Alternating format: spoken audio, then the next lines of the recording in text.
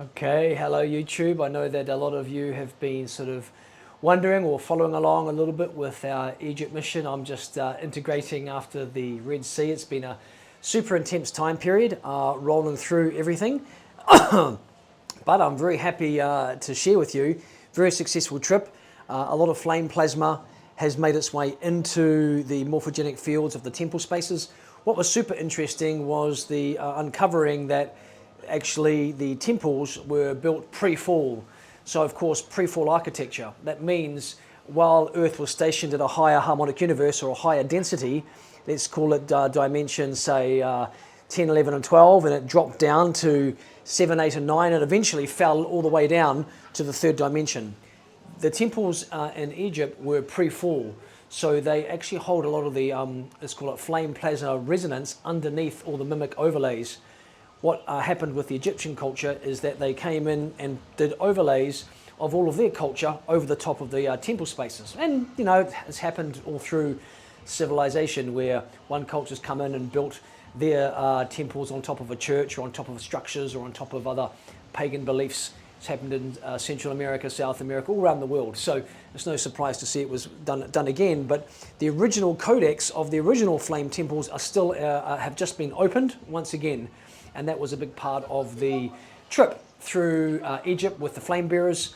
Vault 001 is officially open. What follows is a little summary outside of each temple space.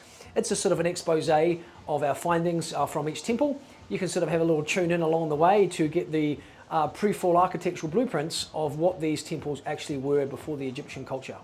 So enjoy the video that follows. If you would like to join us for the virtual Egypt tour, which will be kicking off end of January, where we'll be releasing all the videos, all the footage and some live ceremonies, you can follow the link below. And in the meantime, enjoy those descriptions outside of the temples upon Alaya and I's reflections.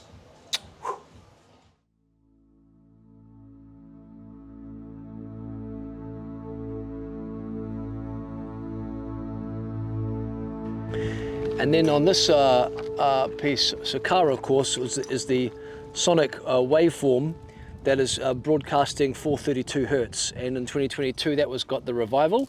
And so the distortion was the sound harmonics, and through this lineage was to distort the sound frequencies and bring it off the 432. That was the mimic frequency. And then, so this particular trip here is about, let's say it was seeded in 2022.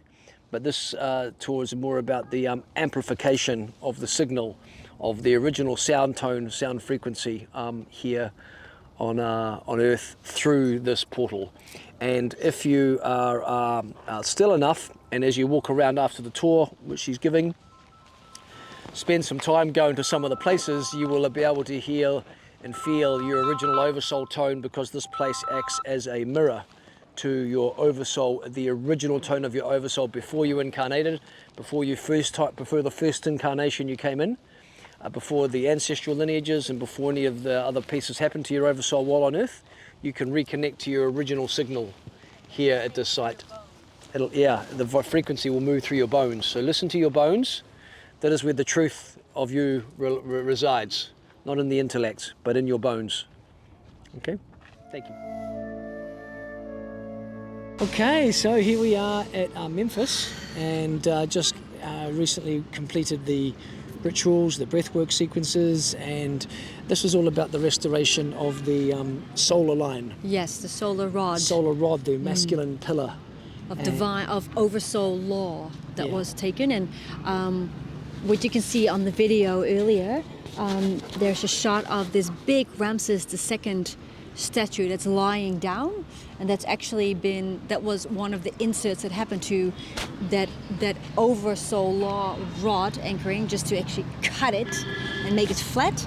So I think it was more the patriarchal and the kingship, which was... It was a distorted kingship that came through Ramses II. And on the Tree of Life, the Hod sphere is in the middle. And it sits between two that are seemingly important, truth and mercy, which always used to be poles apart. And I think with the restoration of Hod, truth and mercy can be integrated into a compassionate truth, which can emerge through now. And so this is an invitation as this Hod is restored to speak oversoul truth as it comes in, not to buffer it, not to hold back what we are in, but through a compassionate truth can be zeroed out into a polarity integration where both can come. Don't have to be poles, where you don't speak your truth because of compassion for how someone feels, or you speak your truth too harshly that other people can't receive it. The middle way opens itself up, and those who have got their oversoul fully anchored in their bones, in their breath, in their marrow through the vertical line, now can speak oversoul law. And this is how we move off the mimic law, that is, let's call the legal system, into something that's lawful versus legal. The legal system is very different to the spiritual law, which is lawful. And so spiritual law is held together by a restored masculine pillar that holds the law, and that has nearly been repaired. And so over time we shall start to see this integrating through the morphogenetic land as more and more people can speak their hold their masculine pillar and speak their truth. Anything else on your side? No, beautiful explained. Yeah, we've had lots of people processing, a lot of energy moving through people as they walk on the lands. They can really feel it in their bodies, especially those who have had past lives here. When you come and you walk on these lands, your body remembers, and you just can't get out of the way of how the feeling is. Rocking system, the toes drop in. It's like how your physiology reacts to the land. Some people, at certain temples, because of their past life history there, just kick off, and this is what their spiritual work is all about, integrating those lost aspects of themselves, moving through the distortion, allowing the breath and the body to remove some of the tension, the torsion, the density, the misalignments, the distortions, and breathe them out through the body as your body becomes your compass and your radar as you walk these grids, as you walk these lands, and to remember once again. To remember, yes. Yeah. Definitely felt very different this time around. Walking here, it felt very lighter. Lighter and very aligned. Yeah, very straight. Yeah, I could feel this rod. 2022 was quite scattered, yeah. And we entered into a very long discourse with Ramses II, who was still bound in through the land in all of his grand creations and all the statues of himself he made. He was basking in his own glory still, and it took quite a lengthy conversation to convince him to move onwards and to move through, but that's been done, and it feels more still here. And certainly with the vertical pillar returned, a lot more energy moving through vertically, which I think is going to be good all round. Okay. Yes. Yeah. All right. That's us. Bye. So here we are after just completing the ritual down in between the paws of the Sphinx. I was just saying to the group before, I've been waiting for a long time to get that time distortion done. Yeah, for a very long time, looking for the right key and many lifetimes. But it's done, and of course the main issue was the distortion of time. You probably heard it in the frame up, but it felt really solid doing it with the group, right? It felt like everyone was so harmonic, so unified. One line, Yeah, really it's clean. Really good. Yeah, the breath and the toning, it was all... It's all really sort of solidly anchored in now, so it looks it's fantastic. So very, very joyful. Everybody's feeling it. This is huge. It's huge for the planet. Looking forward every to single soul. Organic time, all our soul memories retrieved in terms of new souls coming in. Yeah, looking forward to seeing the ripple effects of this through time. So yay! Well, this has been the return spiral of a very, very long path. Very, very, very long path, Yeah, this is going all the way back to the Aeonic fracture, where there was a fracture and split between the feminine and the masculine. And a mimic frequency was created. Seeded. That was the mimic Shekinah, the mimic divine mother energy. And that has been broadcasting its way to Earth for many eons of time. Very long time. And women have been caught up in the false feminine. Priestesses, the goddesses, all these... Lunar chains. Yeah, the lunar chains that all came from that false feminine broadcasts. The sorts of energies we're talking about is glamour, over-identification with being a priestess, power, adornment, performance, especially performance. Yeah. All of that energy has was caught up in the false Shekinah, the mimic Shekinah energy and consciousness. So that the healed broadcast or the true broadcast is something that you can feel in your bones, in your womb, in your hara as men, in the heart. The nervous system. And it's just a transmission, you know? It's always this hum that's always there. So we, when we came, we went into the inner sanctum of the Isis temple, and we were able to perform a clearing, a healing, really. With the group. With the group, with really the fracture. Beautiful. It was through breath work, through sonic tones, through invocation. We were able to provide a full healing all the way from this physical realm all the way to the top of the matrix, at the tip of the very top, where the whole fracture had started and made its way all the way down to earth. Yeah. So the full Shekinah presence now, in its original essence, has returned. Yeah. Yeah. It has. It's been a big wave that's been moving through our group. A lot of people have been feeling it. I felt it last night. I had to do a clearing, but some people have been really going down hard. Some people have been having a lot of pain in the stomach, Lots of releasing. or in the womb, going to the toilet. We've even had one of our guides, a male, had to go to hospital because the energy was so strong moving through him. So it's been finding its way through our group, and it's now had a full resurrection and healing inside the sanctum. And unification. So that now, once again, we have the throne and the womb sitting together. And the masculine and the feminine sitting together. The fracture between the masculine and the feminine is fully healed from the very top of the matrix. Anything else to say? Yeah, it was really beautiful. We brought the light in, and that was all. It was all symbolic to bring the flame into the room again. And we had this beautiful woman in our group, and she was singing. It was it was like the toning came through of the Shekinah. So it was so beautiful, and it's been moving through. It's going to spiral through us for a while, and it's going to start rippling out through the whole planet and every single human being, and you'll they'll feel receive it in their bones and in So it's really special for us to be back here. This is our 5th time together here. Every time it's been so different. The frequency now is very different. And this time, big change here, since the first time, huh? This time, walking in, it felt like this is someone else in our group. We spoke yesterday about this, and it felt like it was just a flower waiting to bloom. You know, last time we were here in 2022, we took all the darkness off, and now it was just waiting to bloom. And today, the blooming happened. Yes. A flower will only open when it's ready.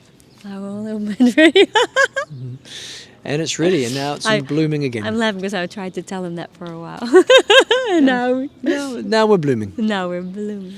So thank you for all of you who are tuning into this. We're very grateful for all the support, and this is going to be felt, rippled out throughout the world over these next days, weeks, months, years. Yes. Yeah, it's fully healed feminine and a fully healed masculine feminine relationship. Yes, and the living tree. Yeah.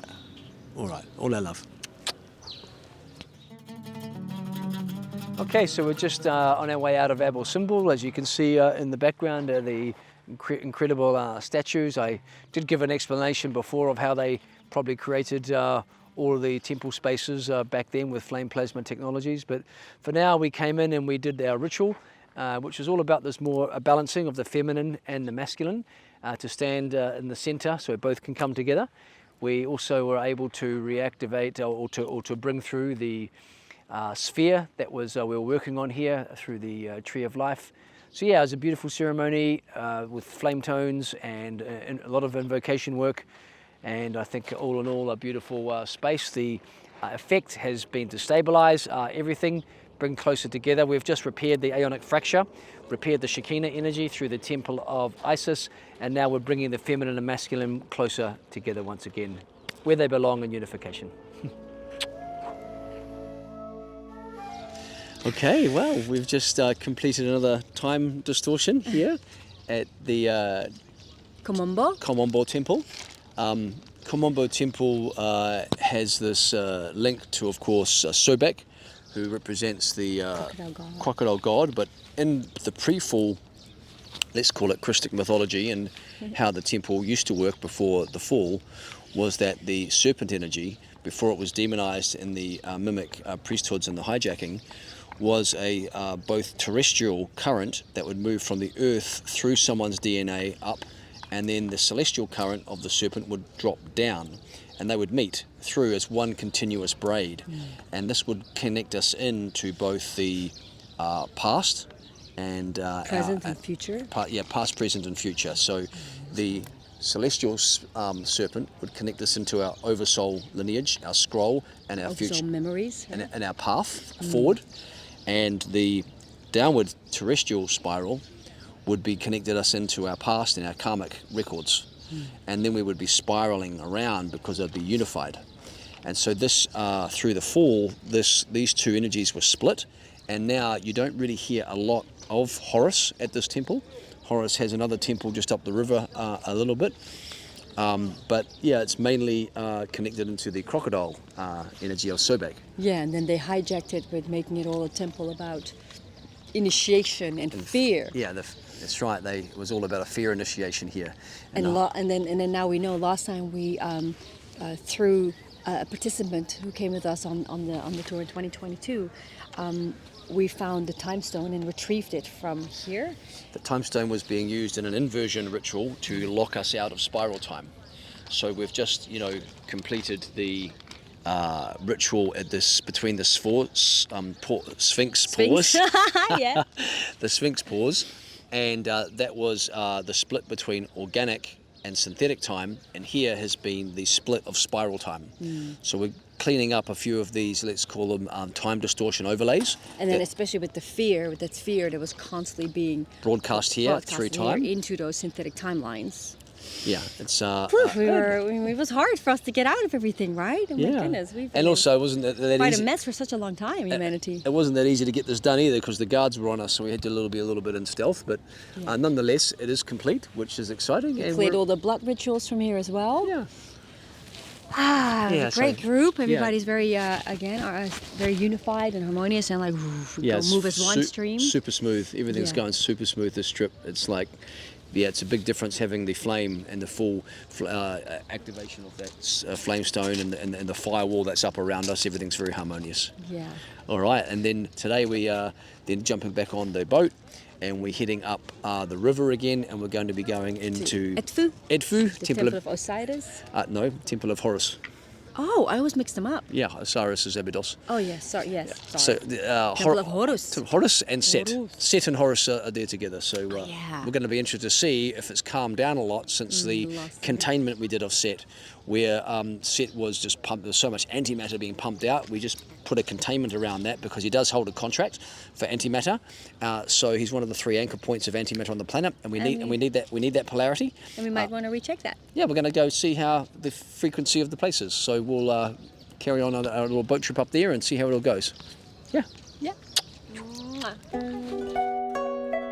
Okay, so you probably heard my little frame up before we went into the ritual and the ceremony, how this place held a lot of the architectural blueprints in the morphogenetic field, the codexes, the blueprints, the architect plans for, let's call it the vault builders, the Krystic civilization builders in pre-fall, in pre-fall Earth, when Earth was up in a higher harmonic universe. And all the pillars and all the architecture around were holding all those blueprints where people would step into it like a living school with no physical teachers, just the field teaching you and helping you to remember your own blueprint and what your divine purpose is as an architect builder. So when you do that, your soul picks up the frequencies, energetics and codexes to build things in the energetic plane. And that becomes a blueprint for what the physical form creates. So the structure held all of that pre-fall. When the fall happened and the mimic fields came in and the mirror fields came in, all of this was desecrated, and Horus was desecrated, and Set was put way down and contained and turned into the bad guy. And essentially it lost its harmonic singing resonance. After the outcome today, what was a beautiful reflection from one of our group members, who was witnessing what all that was taking place and being involved in the ritual, she saw a golden circle building being constructed, like 3 tiers, like a wedding cake, and being constructed around the whole temple, like a big circular building with a giant flame on the top. And that for me was a beautiful confirmation of the work complete. The morphogenetic field now of the living school for architect builders is alive once again. Okay, so we're just doing a little post-review wrap here back in Cairo. We're going to talk about Karnak Temple. Yeah, I mean, Karnak was incredible because it was the first glimpse we got of those pillars acting as oversoul descent stations and relay stations for oversoul descent. And it makes sense. I think for me it was the first time, like this is the 5th time for me being in Egypt. It's the first time this explanation that we uncovered made sense. Yeah, and then I could actually feel it while we walked in. I was like, oh, this makes so much sense. I think it was a bit hard for our Egyptian tour guides, who were so lovely and very open, because we weren't just really open to receive their information on the temples. Or there was a resonance mismatch because people could feel the frequency of the pre-fall architecture. Yeah. So the pre-fall architecture is starting to come through the information now of these being these resonant temples where the pillars would act as rods for oversoul descent. And it was actually like a space for oversoul descent because they were holding flame plasma pillars to assist oversoul descent. Now, what we found out, which was really exciting, is that on 2027, August the 2nd, there's going to be a total solar eclipse in Luxor. I've never done a total solar eclipse. No, neither. And I actually got it past my wife, who said yes, with witnesses, that we can take a group. So if you're wanting to come and do this, and by then we should have the full codex of the entire space of Egypt, what it was pre-fall. We were getting the starting threads, and we're going to come back and finish the book, and I'm going to have a whole lot of information now about this. And what we've been received is actually the total solar eclipse at Karnak Temple in Luxor is going to be a mass oversoul descent opportunity. So we're really excited for that. We're excited. We're putting the planning in now. August the 2nd, 2027 is the key date for Luxor. We're going to plan a trip and tour around that. So if Egypt's on your bucket list, maybe you want to consider it. I think it's going to be pretty exciting. Anything else on Karnak? Because we do have to catch a plane. Sekhmet. Oh, it was so beautiful. Like last time when we went, there was a lot of raging energy still and stuck in Sekhmet, her consciousness field. Yeah. We cleared a lot of the antimatter. In 2022? 2022, the anger that she was feeling and therefore broadcasting throughout the grids was because her children were taken away from her and separated from her. So that's why she always was like this vengeful consciousness. Yeah, consciousness field. So that healed last time, and what was left this time was just this sadness and also this relief. So there was a beautiful transmission for everybody in there, and there was so much love and respect, and it was very personal for me as well. This beautiful recognition and kinship that I felt. And then we also, that was a beautiful ceremony we did with the whole group there. In Sekhmet Chamber, yeah. And then we also went to a whole new space where all the Sekhmet statues were. Well, it wasn't new, it was just new to us, but we did not realise that there was a place where all the Sekhmet statues were. That was a beautiful experience. Well, definitely, I think we'll try and take the group there next time. Yes. The other thing that we did was we reprogrammed the obelisk at Karnak Temple, and that's been an inverted node for the mimic fields of broadcast. Those obelisks have been broadcasting mimic signal. That was able to be reversed, and the Krystic signal now stands at Karnak. And what was really cool is that rippled out through all the major obelisks around the world. So, Paris, London, Washington, all the places, major places that have these obelisk broadcasts have now been flipped into a Krystic broadcast. And so that's going to destabilize the synthetic grids quite a little bit. I mean, so much is coming together, layering in place for a major transition that we're tracking to be the last part of this decade, somewhere around 27, 28. We're going to start to see all the synthetic fields of consciousness no longer be able to hold what this new Krystic current, what the flame is. The flame's coming in hot, and it's going to burn all the synthetic away, and we're going to have this transition. It's going to be a little bit choppy, Bumpy for some, but those that can see and sense what's happening is going to be a beautiful. And if you're receiving this on the other end and you're feeling the bumpiness, just surrender to it, and then the faster it can just ride out, and then you're through it, because on the other side there will be a peace. All right, so that's Karnak Temple. Yeah. Hope to see you in 27. Okay, Luxor Temple. I mean, Temple of Man. Temple of Man. This is one that, of course, was a very big one for myself personally. The whole temple structure here is the seat and the throne of divine. It's where, in pre-fall architecture, divine will enters the planet. It's the masculine rod pillar that is the full resurrected central spine of the 12-tree grid. What transpired at Luxor Temple was a full healing of that central pillar of the 12-tree grid. And you can feel that. I felt that through my system. Maybe if you're seeing the video, I was shaking, trying to hold the current of that divine will rod coming through my form. The group felt it through all of their form. A couple of other guys also had some shakes.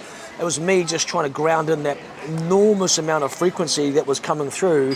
It was a major upgrade for me personally, and what I can feel myself is a massive increase in capacity. I bet, yeah, more holding. More, yeah. It was literally from that tailbone, right? It was like, clearing that last little bit of junk out down on my tailbone. So it was an exceptional experience.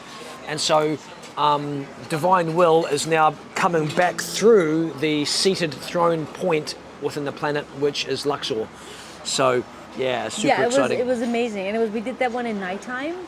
So it's a bit magical as well. And again, the group, we moved as one field, and that invocations that we did and the breath sequences, they've all been really powerful. But this one, the whole group felt it really well. I mean, there's some special moments with, I feel, the Temple of Philae, the Sphinx, but Luxor Temple was extraordinary for me personally. So yeah. Okay, so here we are, my love, at Hatshepsut Temple.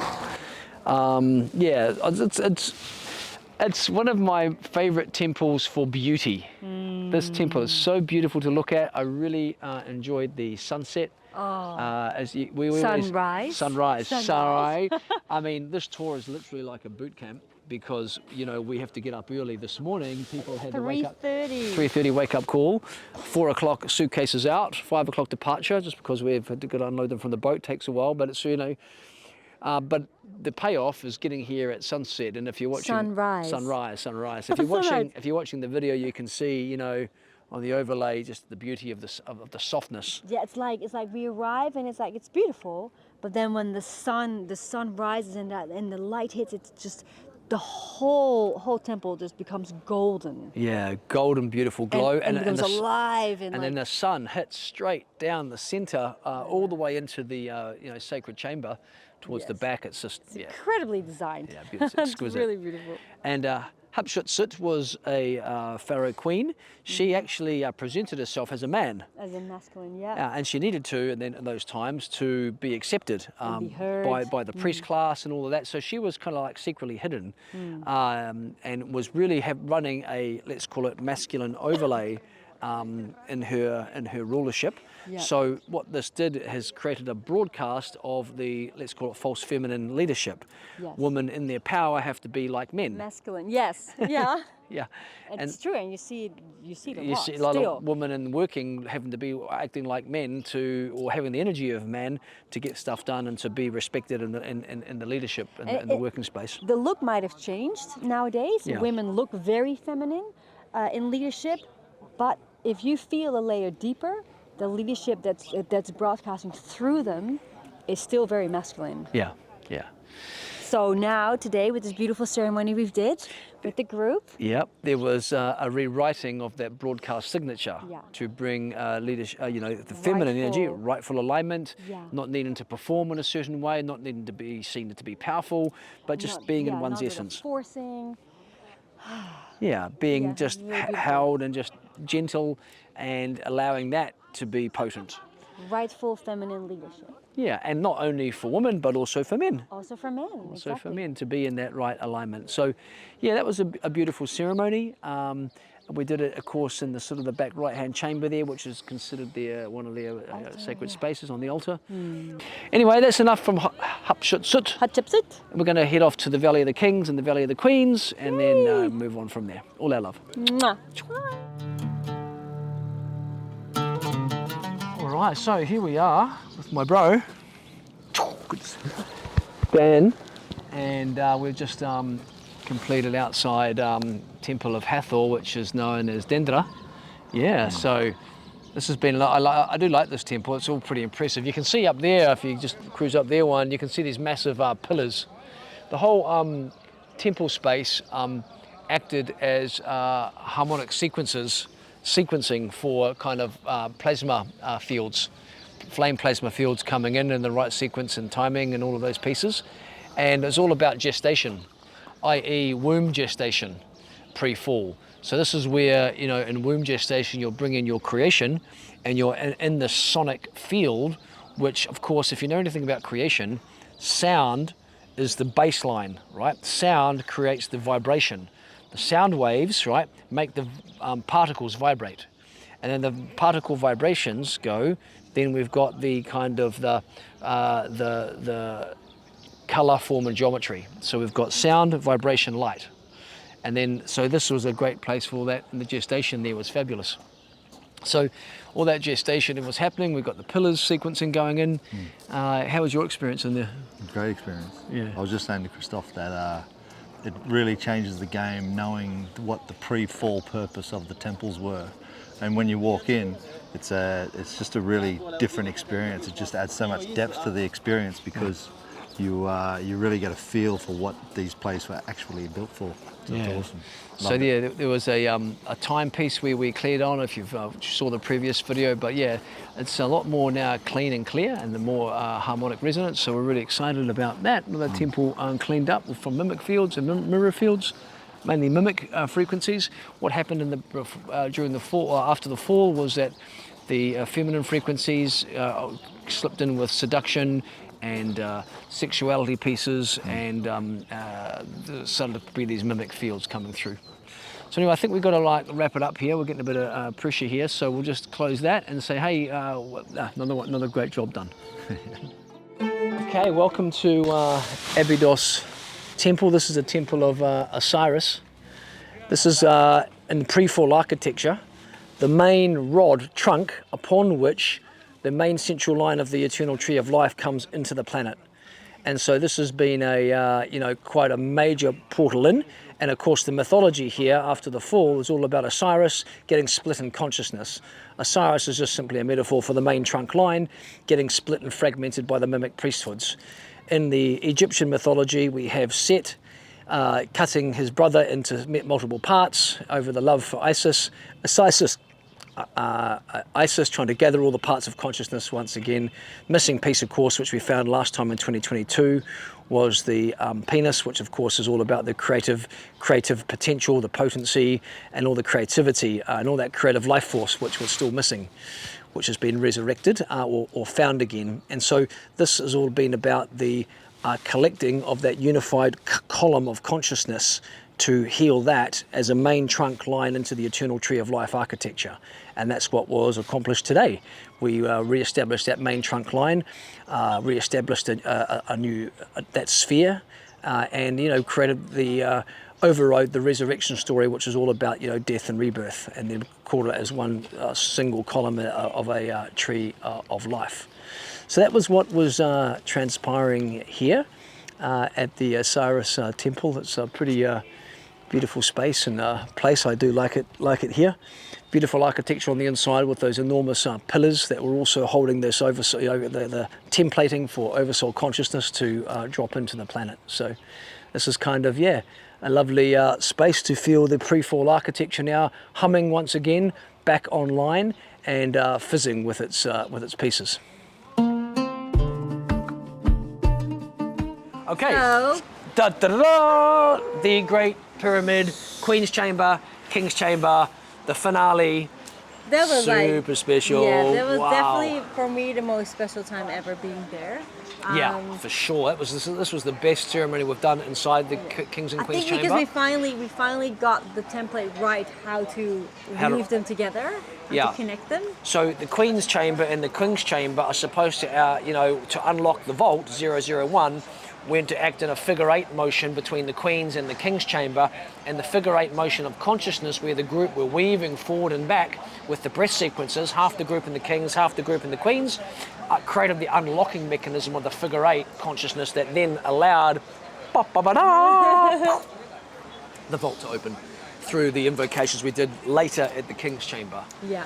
So I think for me, I mean, it was super potent, super powerful. Whenever I went back up into the King's chamber, it was so hot. I mean, everyone was completely soaked with sweat. It's like for me, like going into the King's chamber is such a how do you say? Like it's such a Indiana Jones feeling. You know, you're like crawling somewhere. And you, like it's a bit uncomfortable, but it's kind of cool. I always love that stuff. It was really potent invocations, really potent tone sequences, and we could feel it. We were able to bring back down the capstone, right? So the capstone's consciousness had been broken and severed, and the capstone actually acts as the kind of the piece which just drops on top through the vault. So we've got the capstone, the vault 000, vault 001, and we've got this big stream now coming back through the capstone energetically. The capstone is back on, and that is the seeding there of this incredible technology that the Great Pyramid is, bringing this consciousness, allowing oversoul descent, and now the vault is open. Yeah. Vault 001 is broadcasting flame plasma, right? The first time since the fall. This has not been here. This is like a pivotal moment in humanity's consciousness. Because this was not even able in the time of Atlantis. This was not achieved in the time of Atlantis. They could not anchor it because there was too much mimic in the tech, and the technology and in the society. That's why Atlantis fell. And we all felt it. It was so beautiful. We had the whole pyramid for 2 hours just for our own group. And the sonic meditation we did at the final end at the King's Chamber, all in the darkness. It was, whoa, you could just feel everything. And now that flame plasma is broadcasting out through all the temples throughout the region. People are going to go in and have such a different experience now. And basically, but you always say they're not going to come home and full of antimatter. Yeah, full of antimatter and entities and weird things. They're just the flame is going to breeze through them, and it's going to leave a little spark within them when they go on back home and spread that spark around, because the flame's back. The flame is a firewall for the mimic, for the mirror, and it's back. It's here on the planet, and Vault 001 is active. Vault 000 is the seed, but there wasn't a fire, right? There was the embers. It holds Vault 000 now in Wanaka, held the memory of all the vaults, but only as a coal.